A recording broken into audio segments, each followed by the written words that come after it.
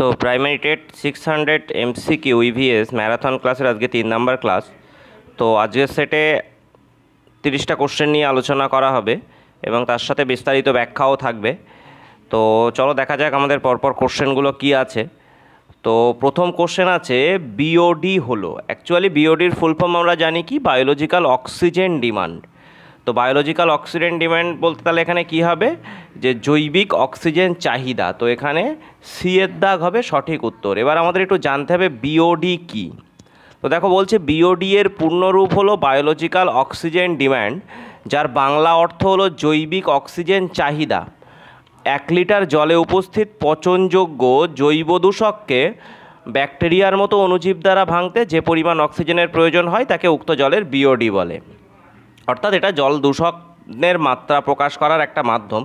বিওডির পরিমাণ যত বেশি হবে জলের দূষণ মাত্রাও তত বেশি। এর পাশাপাশি আমরা জেনে রাখবো সিওডি কি। সিওডি এর পূর্ণরূপ কেমিক্যাল অক্সিজেন ডিমান্ড, যার বাংলা অর্থ রাসায়নিক অক্সিজেন চাহিদা।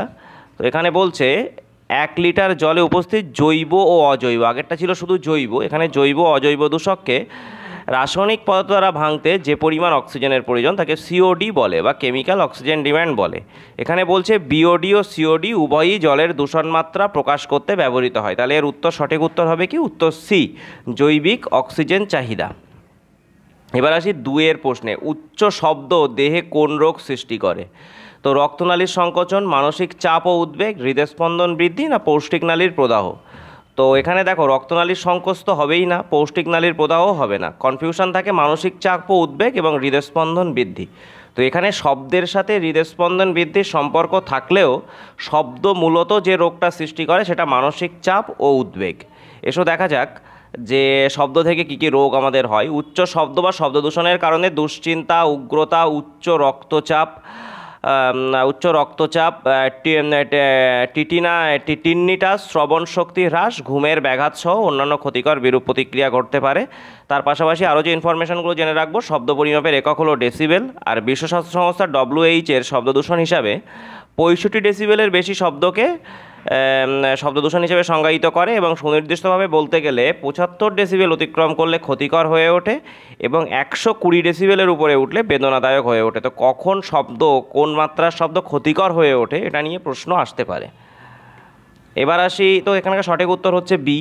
তো এবার আসি 3 নাম্বার, সাইক্লোন কালেক্টার্স ব্যবহৃত হয় নর্দমার ময়লা নিয়ন্ত্রণে, বায়ু দূষণ নিয়ন্ত্রণে, কীটনাশক নিয়ন্ত্রণে না প্রাকৃতিক দূষক নিয়ন্ত্রণে। তো এটার উত্তর হবে বি। তো দেখা যাক সাইক্লোন কালেক্টর কি। ঘূর্ণিঝড় সংগ্রাহক একটি যন্ত্র যা সিমেন্ট, কাঠের কারখানা ইত্যাদির কারণে উৎপন্ন ধুলোকে আটকে নেয়, ফলে বায়ু দূষণ নিয়ন্ত্রিত হয়। তো এটা কি হয়, বিভিন্ন কলকারখানা থেকে উৎপন্ন ধুলোকে শোষণ করে নেয়, ফলে বায়ুতে এই ধুলো, বালি বা অ্যারোসোলের পরিমাণটা অনেকটা কমিয়ে দেয়, ফলে বায়ু দূষণটা নিয়ন্ত্রিত হয়। তারপরে 4 নম্বরে বলছে বায়ু দূষণ ও জল দূষণ পরপর সম্পর্কিত কোন ঘটনার মাধ্যমে। তো ধোঁয়াশা আমরা জানি কি, ধূলিকণা আর কুয়াশা। তো এখানে বায়ু দূষণ জল দূষণ দুটো মিলিত হচ্ছে না। অ্যাসিড বৃষ্টি, অবশ্যই বাতাসে সালফিউরিক অ্যাসিডের পরিমাণ বাড়লে অ্যাসিড বৃষ্টি হয় এবং সেই অ্যাসিড বৃষ্টি যখন অধক্ষেপণ রূপে ভূপৃষ্ঠে পতিত হয় তখন জলকেও দূষিত করে। তো এখানে বিদ্যাক সঠিক উত্তর। অ্যারোসেল নিশ্চয়ই নয়, অ্যারোসেল বায়ুতে ভাসমান সূক্ষ্ম ধূলিকণাকে বলে। আর তেজস্ক্রিয় দূষণ তো বায়ু দূষণ জল দূষণের সঙ্গে সরাসরি সম্পর্কিত না। তো এখানে যে উত্তরটা হবে সেটা হলো অ্যাসিড বৃষ্টি। তো অ্যাসিড বৃষ্টি বলতে বোঝায় যে কোনো ধরনের অধক্ষেপণকে বোঝায়, যেমন বৃষ্টি, তুষার, ঝিরিঝিরি কুয়াশা বা শিশির, যাতে নাইট্রিক অ্যাসিড ও সালফিউরিক অ্যাসিডের মতো অম্লীয় যৌগের মাত্রা স্বাভাবিকের চেয়ে বেশি থাকে। এই নাইট্রিক অ্যাসিড আর সালফিউরিক অ্যাসিড যত বেশি হয়, হ্যাঁ, জল বা বায়ু জল তত আম্লিক হয়ে ওঠে। এবার আসি, তাহলে সঠিক উত্তর এখানে হচ্ছে বিদ্যাক। এবার আসি 5 দাগ, স্ট্র্যাটোস্ফিয়ার স্তরে ইউভি রশ্মি কার দ্বারা শোষিত হয়। তো O2, O3, CO2, NO2। এখানে উত্তর হবে বি, O3 মানে কি, ওজোন গ্যাস। তো আমাদের জানা দরকার ওজোন স্তরটি 1913 সালে ফরাসি পদার্থবিদ চার্লস ফ্যাব্রি এবং হেনরি বুইসন দ্বারা আবিষ্কৃত হয়েছিল ওজোন স্তর। আর ওজোন হলো একটি ফ্যাকাশে নীল গ্যাস, সূর্য থেকে আগত ক্ষতিকর অতিবেগুনি রশ্মি এটি শোষণ করে নেয়। মূলত ইউভিবি রশ্মি, যেটা মানুষের জন্য খুবই ক্ষতিকর, সেই রশ্মিকে শোষণ করে নেয় কোন গ্যাস, ওজোন গ্যাস বা O3 গ্যাস। তো সঠিক উত্তর হবে আমাদের বিদ্যাক। তো এবার আসি পরবর্তী কোশ্চেন, SO2 এবং NO2 বায়ুতে কিসের মাত্রা বেশি করে বৃদ্ধি করে? এর আগেও বলেছি যে সালফিউরিক অ্যাসিড এবং নাইট্রাস অক্সাইড যদি বেড়ে যায় তাহলে বায়ুতে কি হয়, অম্লত্বর পরিমাণ বেড়ে যায়। তো SO2 NO2 বায়ুতে কিসের মাত্রা বৃদ্ধি করে? অম্লত্বের মাত্রা বৃদ্ধি করে। সঠিক উত্তর হবে এ। তারপর আসি 7-এর দাগ, বায়োডিগ্রেডেবল দূষক। বায়োডিগ্রেডেবল মানে যেটা সহজেই পচে মাটির সাথে মিশে যায়। তো আনাজের খোসা, অ্যালুমিনিয়াম ফয়েল, পারদ, প্লাস্টিক। তো এখানে বি, সি আর ডিতে যা আছে কোনোটাই কোনোভাবে নর্মালি বিয়োজিত হয় না, তো একমাত্র আনাজের খোসা নর্মালি বিয়োজিত হয়। তো আসা জানা যাক বায়োডিগ্রেডেবল বলতে কী বোঝায়। বায়োডিগ্রেডেবল বা জৈব পচনযোগ্য উপাদানকে এমন উপাদান হিসেবে সংজ্ঞায়িত করা যেতে পারে যা ব্যাকটেরিয়া বা অন্যান্য প্রাকৃতিক জীব দ্বারা পচে যায়। তো বায়োডিগ্রেডেবল যেগুলো সেগুলো কি হয়, ব্যাকটেরিয়া বা অন্যান্য জীব দ্বারা নর্মালি পচে যায়, যা পরবর্তীতে দূষণে সহায়তা করে না বা দূষক হিসাবে পরিচিত হয় না। আর যেমন কি আনাজের খোসা, গৃহস্থলীর বর্জ্য ইত্যাদি। আর নন বায়োডিগ্রেডেবল কি, যেগুলো সহজে পচে না এবং এক প্রকার পচে না বললেই চলে, মাটির তলায় যদি সেটাকে ডাম্পিং করা হয় তো মাটির তলায় সেটা আস্তই থেকে যায়। তো নন বায়োডিগ্রেডেবল বা জৈব অপচনযোগ্য উপাদানকে এমন একটি পদার্থ হিসেবে সংজ্ঞায়িত করা যেতে পারে যা প্রাকৃতিক জীব দ্বারা ভাঙা যায় না এবং দূষণের উৎস হিসেবে কাজ করে, যেমন প্লাস্টিক, কাঁচ এগুলো। তো পরের কোশ্চেন, এখানে সঠিক উত্তর আমাদের হচ্ছে আনাজের খোসা। তো এবার পরের কোশ্চেন আসছি, ডিডিটি একটি প্রধান দূষক, তার কারণ জলজ প্রাণী ধ্বংস করে, কীটপতঙ্গ ধ্বংস করে, নানান প্রজাতি ধ্বংস করে, নন বায়োডিগ্রেডেবল পদার্থ। তো এখানে দেখো যে 4টে অপশান বলছে, 4টেই আমাদের ঠিক, কিন্তু এর মধ্যে কেন প্রধান দূষক হিসেবে বিবেচনা করা হয়, যেহেতু আমাদের একটা বেছে নিতে হবে, তো ডিডিটিকে আমরা নন বায়োডিগ্রেডেবল পদার্থ বলে বিবেচনা করতে পারি। তো এখানে আমাদের ডিডিটির পুরো নাম কি বলছে, ডাইক্লোরো ডাইফিনাইল ট্রাইক্লোরো ইথেন। এটা একটি বর্ণহীন, স্বাদহীন এবং প্রায় গন্ধহীন রাসায়নিক কঠিন যৌগে পরিবেশের ক্ষতির জন্য কুখ্যাত হিসাবে ব্যাপকভাবে পরিচিত। ডিডিটি 1874 সালে অস্ট্রেলীয় রসায়নবিদ ওথমার জিডলার প্রস্তুত করেন। এখান থেকে কোশ্চেন আসতে পারে কত সালে কি ডিডিটি প্রস্তুত করেন। তো 1874 সালে অস্ট্রেলিয়ান রসায়নবিদ ওথমার জিডলার প্রস্তুত করেন এবং 1939 সালে সুইস বিজ্ঞানী ডক্টর পলি হার্মার মুলার ডিডিটির কীটনাশকের ক্ষমতা আবিষ্কার করেন। অর্থাৎ ডিডিটি যে ক্ষতিকর যৌগ বা ক্ষতিকর উপাদান সেটা আবিষ্কার করেন কে, ডক্টর পলি হার্মার মুলার। কত সালে? 1939 সালে। তো এখানকার সঠিক উত্তর আমাদের যেটা ডি হচ্ছে নন বায়োডিগ্রেডেবল পদার্থ। তারপরে আসি 9-এর দাগ, নিম্নোক্তগুলোর মধ্যে কোনটি বায়োস্ফিয়ার রিজার্ভের স্বীকৃত পেয়েছে? তো এখানে বায়োস্ফিয়ার রিজার্ভের স্বীকৃত পেয়েছে কে? সুন্দরবন। তো আমরা জানি কি ভারতে 18টা বায়োস্ফিয়ার রিজার্ভ আছে, সেই 18টা বায়োস্ফিয়ার রিজার্ভের মধ্যে এখানে যেটা আমাদের অপশান সেটা সুন্দরবন। সেই 18টা বায়োস্ফিয়ার, এখান থেকে আমাদের প্রশ্ন আসতে পারে ভারতে কটা বায়োস্ফিয়ার রিজার্ভ আছে। তো সেই 18টা বায়োস্ফিয়ার রিজার্ভের মধ্যে কি কি আছে? হিমাচল প্রদেশ, নন্দা দেবী উত্তরাখণ্ড, খঞ্চেনজঙ্ঘা সিকিম, দেহাং দেবাং অরুণাচল প্রদেশ, মানস আসামে, ডিব্রু সাইখোয়া আসাম, নকরেক মেঘালয়, পান্না মধ্যপ্রদেশ, পাঁচমারি মধ্যপ্রদেশ, আসনাকামার অমরকণ্টক মধ্যপ্রদেশ ছত্তিশগড়, কচ্ছ গুজরাট, সিমলিপাল উড়িষ্যা, সুন্দরবন পশ্চিমবঙ্গ, শেষাচলম অন্ধ্রপ্রদেশ, অগস্ত্যমালা কর্ণাটক তামিলনাড়ু কেরালা, নীলগিরি তামিলনাড়ু কেরালা, মান্নার উপসাগর তামিলনাড়ু, গ্রেট নিকোবর আন্দামান নিকোবর দ্বীপ। তো এর মধ্যে প্রথম বায়োস্ফিয়ার রিজার্ভ দেখো 16 পয়েন্টে আছে নীলগিরি, প্রথম অন্তর্ভুক্ত করা হবে বলে লেখা আছে। তো নীলগিরিকে প্রথম বায়োস্ফিয়ার রিজার্ভ হিসেবে স্বীকৃত দেওয়া হয়। তো এটা হলো আমাদের 9 নম্বর প্রশ্ন, যার সঠিক উত্তর হবে অপশান সি। তো এই বায়োস্ফিয়ার রিজার্ভ কটি আছে এবং এর নামগুলো মনে রাখার জন্য ট্রিকের দ্বারা কিভাবে এই নামগুলো মনে রাখবো তার জন্য ভিডিও আমাদের চ্যানেলে আসবে, এবং একটা ট্রিকেই তোমরা এই 18টা বায়োস্ফিয়ার রিজার্ভের নাম মনে রাখতে পারবে। তো সেই ভিডিও তোমার টাইমলাইনে পেতে চ্যানেলটাকে লাইক শেয়ার সাবস্ক্রাইব করে রাখো। এবং এর আগে আমাদের 2টো ক্লাস হয়েছে এই EVS 600 MCQ ম্যারাথন ক্লাসে, সেই 2টো ক্লাসের লিঙ্ক এই ভিডিও ডেসক্রিপশানে পাওয়া যাবে। তো এইভাবে মোট আমাদের 20টা ক্লাসে 600 কোশ্চেন কমপ্লিট করা হবে। তো পাশে থাকো এবং ভিডিওগুলো দেখো, কোনো উপকারে আসলে তবে আমার প্রচেষ্টা সফল হবে। তো আসি পরের কোশ্চেন, 10-এর দাগ, পশ্চিমবঙ্গের কোন অরণ্যে গন্ডার সংরক্ষণ করা হয়? তো জলদাপাড়া, কাঞ্চনজঙ্ঘা, মহানন্দা, গরুমারা, জলদাপাড়া, গরুমারা ও সিঞ্চন ও গরুমারা। তো এখানে উত্তর হবে সি, জলদাপাড়া ও গরুমারায় গন্ডার সংরক্ষণ করা হয়। এবার আসি আমরা একটু দেখে নিই কোথায় কি সংরক্ষণ করা হয়। তো হাতি সংরক্ষণ করা হয় ময়ূরঝর্ণা ও ইস্টার্ন ডুয়ার্সে, গন্ডার সংরক্ষণ করা হয় কি জলদাপাড়া ও গরুমারা, পাখি সংরক্ষণ করা হয় কি কেওলাদেও ঘানাতে, আর শকুন সংরক্ষণ করা হয় রাজাভাত খাওয়াতে। তো এখানকার উত্তর যেটা হবে, সঠিক উত্তর হবে অপশান এ, এখানে আমাদের উত্তর যেটা হবে, উত্তরটা ভুল আছে, তো অপশান সি হবে জলদাপাড়া ও গরুমারা। অপশান সি হবে এখানকার সঠিক উত্তর, জলদাপাড়া ও গরুমারা। তারপরে বলছে অভয়ারণ্য ঘোষণার দ্বারা বিপন্ন প্রজাতি সংরক্ষণ হলো ইনসিটু সংরক্ষণ, এক্সিটু সংরক্ষণ, রেসিপ্রোকাল সংরক্ষণ, না কোনোটাই নয়। তো এখানে হবে ইনসিটু সংরক্ষণ। তো প্রথমে দেখে নেওয়া যাক ইনসিটু আর এক্সিটু কি। জীবগোষ্ঠী ইনসিটু বা স্বস্থানিক সংরক্ষণ, জীবগোষ্ঠীকে তার নিজস্ব প্রাকৃতিক পরিবেশ অর্থাৎ সে যেখানে জন্মেছে সেখানেই তাকে সংরক্ষণ করে রাখা বা তাকে লালন পালন করা, সেই পদ্ধতি হলো ইনসিটু সংরক্ষণ। যেমন অভয়ারণ্য, জাতীয় উদ্যান, বায়োস্ফিয়ার রিজার্ভ প্রভৃতি। তাহলে অভয়ারণ্য নিয়ে ঘোষণার দ্বারা বিপন্ন প্রজাতির সংরক্ষণ কী হবে, এর দাগ হবে ইনসিটু সংরক্ষণ। এবার আসি জেনে নিই এক্সিটু সংরক্ষণ বা অস্থানিক সংরক্ষণ কি। জীবগোষ্ঠীকে তার নিজস্ব প্রাকৃতিক পরিবেশের বাইরে কৃত্রিম পরিবেশে নমুনা হিসাবে সংরক্ষণ করার যে পদ্ধতি তাকে এক্সিটু কনজারভেশন বা এক্সিটু সংরক্ষণ নামে পরিচিত। যেমন কি চিড়িয়াখানা, বোটানিক্যাল গার্ডেন, জিন ব্যাংক এগুলো। তো এখানকার সঠিক উত্তর হবে এ, ইনসিটু বা স্বস্থানিক সংরক্ষণ। বলছে কোনো দেশের মোট বনভূমি হওয়া দরকার কত। তো কোনো দেশের মোট 3 ভাগের 1 ভাগ বনভূমি হওয়া দরকার, তবেই দেশের বাস্তুতান্ত্রিক ভারসাম্য বজায় থাকে। তো এখানে অপশানের উত্তর হবে সির দাগ সঠিক উত্তর হবে। তো আসি পরের কোশ্চেন, নিচের কোনটি গ্রিন হাউস গ্যাস নয়, CO2, CFC, CH4, N2। তো আমাদের যে ম্যারাথন ক্লাসের যে প্রথম ক্লাস হয়েছিল ক্লাস 1, সেখানে আমাদের গ্রিন হাউস গ্যাসগুলোর লিস্ট দেওয়া আছে কোশ্চেন 1-এ। তো তোমরা ডেসক্রিপশান থেকে সেই ভিডিওটা দেখে আসতে পারো, গ্রিন হাউস গ্যাসগুলোর লিস্ট তোমরা দেখতে পাবে। তো এখানে যে N2টা গ্রিন হাউস গ্যাস নয়, তো ডির দাগ হবে সঠিক উত্তর। তারপর আসি 14 দাগ, বলছে গাড়ির ধোঁয়ায় উপস্থিত কোন ধাতু সবচেয়ে বেশি ক্ষতিকারক দূষক, পারদ, তামা, সীসা ও ক্যাডমিয়াম। তো এখানে উত্তর হবে সীসা, সির দাগ হবে সঠিক উত্তর, সীসা সবথেকে বেশি ক্ষতিকারক। তারপরে আসি 15 দাগ, বায়ু দূষণকারী কোন পদার্থ হিমোগ্লোবিনের O2 ধারণ ক্ষমতা হ্রাস করে।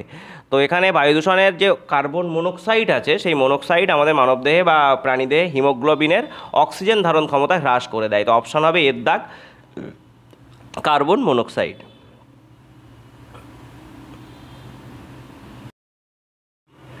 তো এইবার চলে এলাম 16 নম্বর কোশ্চেনে। 16 নম্বর কোশ্চেন, এখান থেকে আমাদের পেডাগজির শুরু। তো পেডাগজির শুরুতেই বলে রাখি, পেডাগজিতে আমি যদি প্রথম পয়েন্টটা পড়েও আমার মনে হয় যে এটাই আমার উত্তর, তো আমি সেটাকে উত্তর করব না, কেননা পেডাগজিতে 4টে পয়েন্টই উত্তর হতে পারে। তার মধ্যে থেকে সবথেকে নির্ভরযোগ্য এবং সবথেকে এফেক্টিভ আমাদেরকে উত্তর করতে হবে। তো পেডাগজির কোশ্চেনগুলো আমরা সম্পূর্ণ না পড়ে উত্তর করলে আমাদের ভুল হওয়ার সম্ভাবনা থেকে যায় 80%। তো পেডাগজিতে আমাদের কি বলছে দেখো, প্রাথমিক স্তরে পাঠরত শিশুর ক্ষেত্রে গুরুত্ব দেওয়া উচিত। খেলার মাধ্যমে শিক্ষা, কাজের মাধ্যমে শিক্ষা, আলোচনার মাধ্যমে শিক্ষা, আয়োজনে শাস্তি বিধানের প্রয়োজনে শাস্তি বিধানের মাধ্যমে শিক্ষা। তো নূতন যে এডুকেশন সিস্টেম, তাতে শাস্তি বিধানের কোনো ভূমিকাই নেই। আলোচনার মাধ্যমে শিক্ষা হতে পারে, কাজের মাধ্যমে শিক্ষা হতে পারে, কিন্তু সবথেকে এফেক্টিভ কি বলছে, খেলার ছলে শিশুদের শেখাতে হবে। তো এখানে সঠিক উত্তর যেটা হবে যে খেলার মাধ্যমে শিক্ষা। তো সঠিক উত্তর হবে অপশান এ। তারপরে বলছে 17 নম্বর কোশ্চেনে কি বলছে, পরিবেশবিদ্যা শিক্ষণে বিভিন্ন ধরনের পরিবেশ বিষয়ক কার্যাবলী গ্রহণের প্রধান উদ্দেশ্য হলো বিষয়টির উৎস সম্পর্কে অবহিত করা, বিষয়টি কীভাবে ব্যবহৃত হচ্ছে তা জানা, বিষয়টির অপব্যবহার হচ্ছে কিনা তা বিচার করা, এবং উপরের সবকটি। তো দেখো এখানে যে প্রথম ABC 3টে অপশানই আমাদের প্রয়োজনীয় পরিবেশবিদ্যা শিক্ষণের ক্ষেত্রে। তো এখানে যে উত্তর হবে অপশান ডি, উপরের সবকটি। তারপরে বলছে কোনো শিক্ষার্থীকে ওজন গহ্বর বোঝানোর মাধ্যমে কি শেখানো হয়, পরিবেশ সংরক্ষণ, পরিবেশ দূষণ, এ ও বি উভয়ই কোনোটি নয়। তো দেখো ওজনের স্তর ক্ষয় হলে পরিবেশ দূষণ হয় এবং ওজনের স্তর সংরক্ষণ করলে পরিবেশ দূষণ রোধ হয়। তো এখানে সংরক্ষণ দূষণ উভয়েই শেখানো হচ্ছে। তো এখানে যে সঠিক উত্তর হবে সেটা হলো এ ও বি উভয়ই, অপশান সি হবে এখানকার সঠিক উত্তর। তারপর আসি 19 নম্বর কোশ্চেনে, বলছে প্লাস্টিক পরিবেশ দূষণকারী পদার্থ কারণ প্লাস্টিককে পুড়িয়ে নষ্ট করা যায় না, বি প্লাস্টিক পোড়ালে পরিবেশ দূষণকারী গ্যাস উৎপন্ন হয়, সি প্লাস্টিক জমির উর্বরতা কমিয়ে দেয়, ডি উপরের সবকটাই। তো এখানে সবকটাই হবে, কারণ প্লাস্টিক পোড়ালে তার যে ওয়েস্টটা থেকে যায় সেটা থেকেই যায়, প্লাস্টিক পোড়ালে তীব্র গন্ধযুক্ত গ্যাস নিষ্কাশন হয়, প্লাস্টিক জমির উর্বরতাও কমিয়ে থাকে। তো এখানে উত্তর হবে অপশান ডি, উপরের সবকটি।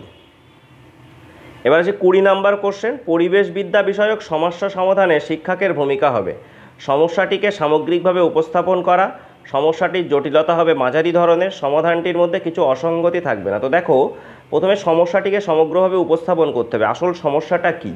তারপর সমস্যার জটিলতা মাঝারি ধরনের। কেন মাঝারি ধরনের? আমাদের মনে রাখতে হবে আমরা 1 to 5-এ পড়ানোর জন্য পরীক্ষা দিচ্ছি, তো জটিলতা গভীর ধরনের হবে না।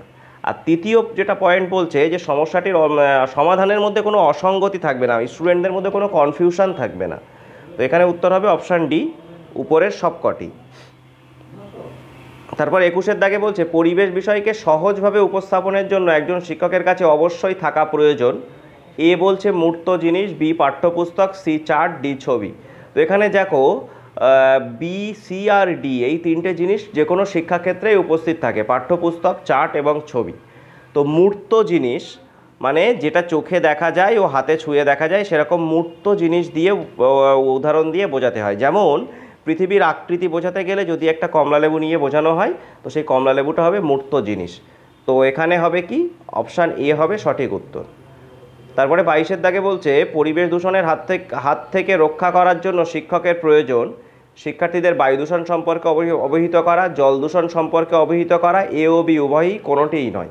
তো কোনোটি নয় তো হবে না, তো বায়ু দূষণ সম্পর্কে অবহিত করা, জল দূষণ সম্পর্কে অবহিত করা, যদি এখানে মৃত্তিকা দূষণ সম্পর্কে অবহিত করাও থাকতো তাহলে এ বি সি উভয়ই হতো। তো এখানে যেহেতু বায়ু দূষণ জল দূষণ দুটো আছে, তাই এখানে সঠিক উত্তর হবে সি, বায়ু দূষণ এবং জল দূষণ উভয় সম্পর্কেই শিক্ষার্থীদের অবহিত করা।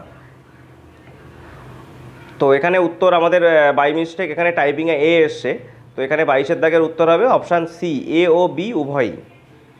তারপরে বলছে প্রাথমিক পর্যায়ে ভালো ইভিএস পাঠ্যক্রম কি হওয়া উচিত।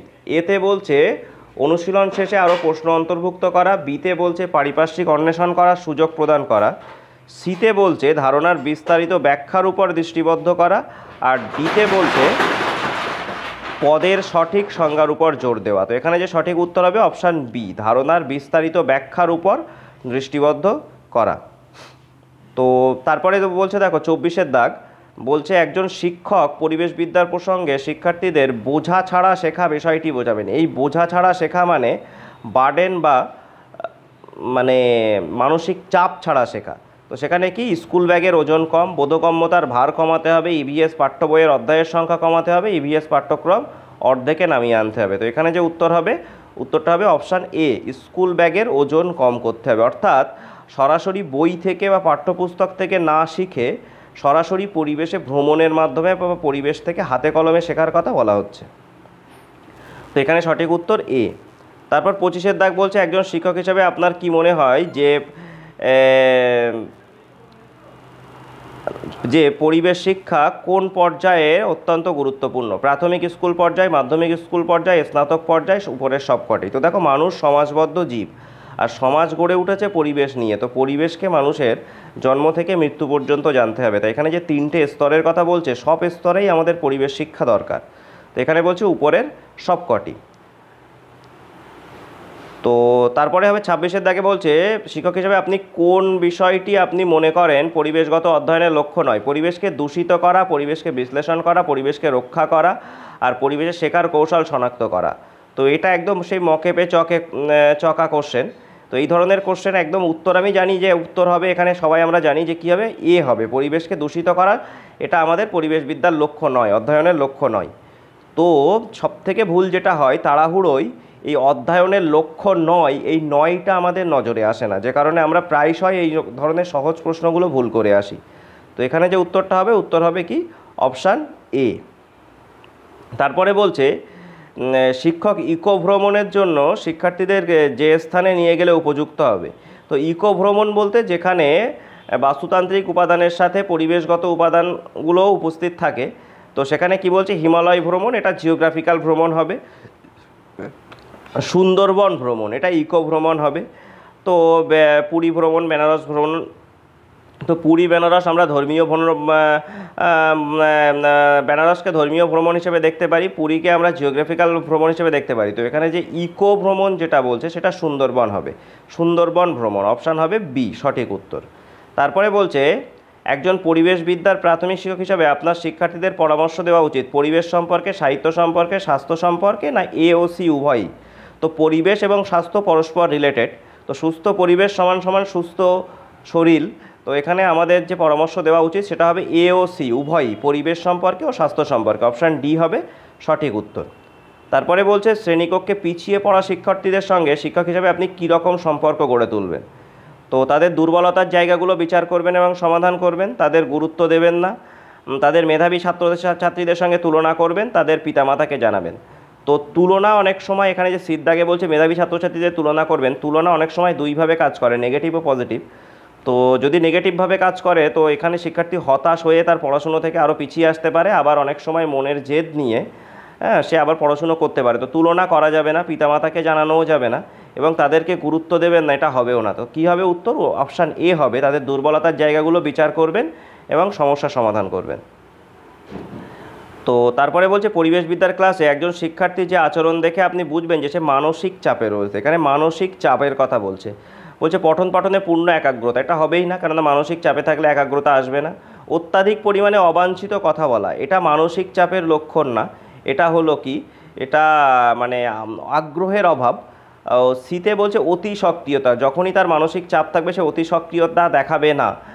আর ডিতে কি বলছে? আক্রমণাত্মক ব্যবহার, এটা হবে সঠিক উত্তর। যখন সে মানসিক চাপে থাকবে সে তখন আক্রমণাত্মক ব্যবহার করবে।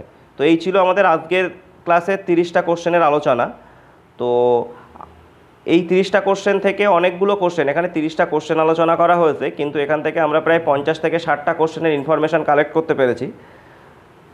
তো মোটামুটি আজকের ক্লাস এখানেই শেষ। তো